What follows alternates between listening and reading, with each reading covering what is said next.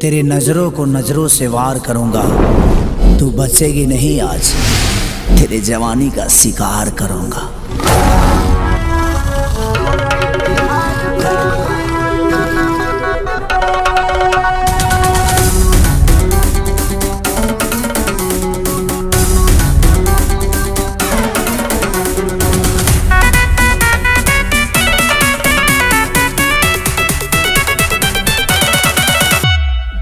मेरी नजर से जो नजरें मिलाएगा, बिना फायर किए घायल हो जाएगा। समझा?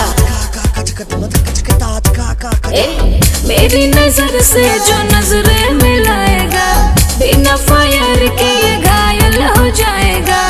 आशिक हजार मेरे, आओ ना पास तेरे, गली चौराहे पर चर्चा हमारा बा। तहरा चक्कर में हो, तहरा चक्कर में, तहरा चक्कर में ढेर लोग कुंवार बा। अच्छा? तो जवानी के जुगाड़ में यूपी बिहार बा। हो तो जवानी के जुगाड़ में यूपी बिहार बा।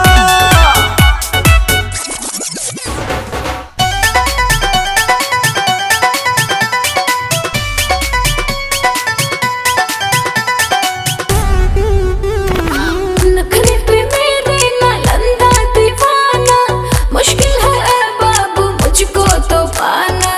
क्या समझे?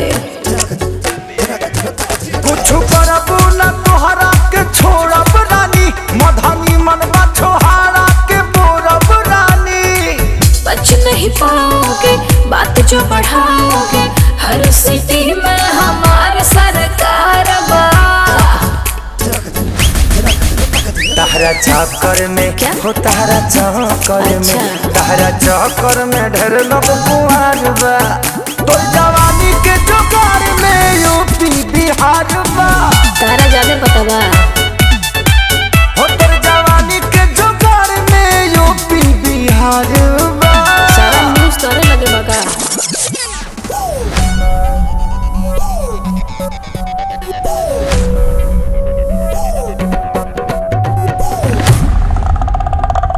मेरी अदा पे फिदा मत होना, नहीं तो बाद में पड़ेगा बाबू रोना। अच्छा, क्या समझा?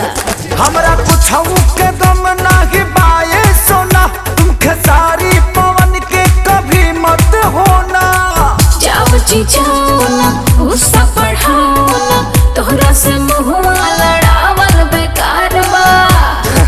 सुना, तहरा चक्कर में हो, तहरा चक्कर में, तहरा चक्कर में ढेर लोग कुंवार बा।